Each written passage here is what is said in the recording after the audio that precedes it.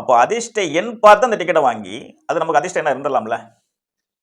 இப்போ நாட்கள் என்று சொல்றாரு அவர். நாட்கள் என்பது வந்து 1ஆம் தேதியில் பிறந்தால் 1, 10, 19, 28 இது வந்து தேதிகள். அதை நாட்கள்னு சொல்லிக்கலாம், தேதின்னு சொல்லிக்கலாம். ஆக மொத்தத்துல அதை எண் அப்படின்னு சொல்லிக்கலாம். அப்ப அதை கூட்டெண் வரிசையிலையும் எடுத்துக்கலாம். 28னா 1 வரும், 19னா 1 வரும், 10 என்றால் 1 வரும். அப்ப லாட்டரி டிக்கெட்ல லாஸ்ட்ல ஒரு எண் கொடுத்திருப்பாங்க. அந்த எண் தான் அங்க விழுகக்கூடிய எண். அதை நீங்க உங்களுக்கு அதிர்ஷ்ட எண்ணான்னு அதெல்லாம் அப்படியே வரிசையா கூட்டி பார்த்தீங்கன்னா கூட்டுப்புள்ளி வந்து 1 வந்துரும். இது ஒரு உதாரணத்துக்கு 1ஆம் தேதிக்காரருக்காக வேண்டி ஒரு 1 எண்ணுக்கான அதிர்ஷ்ட எண். அப்ப கூட்டி பார்த்தீங்கன்னா அது 1 வரும், அல்லது 4 வரும், அல்லது 5 வரும். இந்த டிக்கெட்டை வாங்கிக்கோங்க. முயற்சி தான். தெய்வத்தால் ஆகாதெனினும் முயற்சி தன் மெய்வருத்த கூலி தரும்.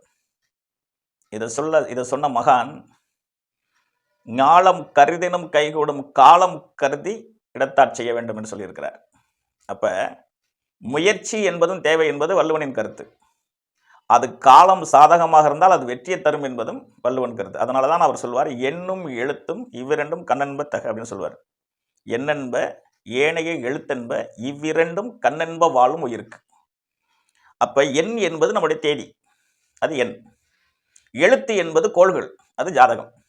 அப்ப இந்த இரண்டும் ஒரே நேர்கோட்டில் சந்திக்கும் போது நாம் நிச்சயமாக ஒரு வெற்றி அடைந்து விடலாம். அது லாட்டரி டிக்கெட்ல தான் வெற்றி பெறுகிற அவசியமே இல்லை என்பது மக்கள் வந்து புரிஞ்சுக்கணும். ஏன்னா காலம் நமக்கு கொடுப்பதாக இருந்தால் எந்த வகையில வேணாலும் நமக்கு நன்மை செய்யலாம் அல்லவா. அது லாட்டரி டிக்கெட் தான் கொடுக்கணுங்கிற அவசியம் இல்லை. இருப்பினும் மற்றவைகள் வந்து இப்ப நான் முன்னாடி சொல்லிட்டு இருந்த யோகங்கள்லாம் கண்ணுக்கு தெரியாது. லாட்டரி மட்டும் கண்ணுக்கு தெரியும், அவ்வளவுதான். இது எல்லா நாடுகளிலும் இருக்குது. அந்தந்த நாட்டுக்கு தகுந்த மாதிரி ஒவ்வொரு விஷயங்களை செஞ்சுட்டு இருக்காங்க, என்கிட்ட பேசிட்டு இருக்காங்க மக்கள்.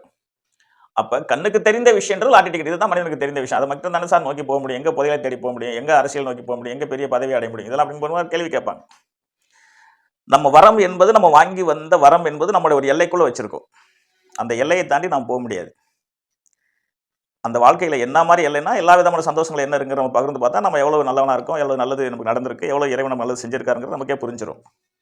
அப்ப வாழ்க்கையில் தெரிந்தோ தெரியாமலோ பணம் என்ற எல்லைக்கோட்டுக்குள்ள தான் இறைவன் நம்மளை வைத்து படைத்திருக்கிறார். பணம் என்ற ஒன்று இல்லை என்றால் உலகம் இல்லை. இதுதான் கண்ணதாசன் சொல்லியிருப்பார், காசே தான் கடவுளப்பா, அந்த கடவுளுக்கே அது தெரியும்ப்பா அப்படிம்பாரு.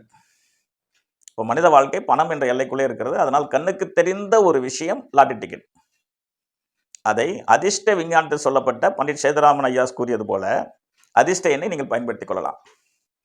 அது நான் வந்து ஒவ்வொரு எண்களுக்கும் அதிர்ஷ்ட எண்கிறத யூடியூப் சேனலில் சொல்லியிருக்கேன், பார்த்தும் தெரிஞ்சுக்குங்க.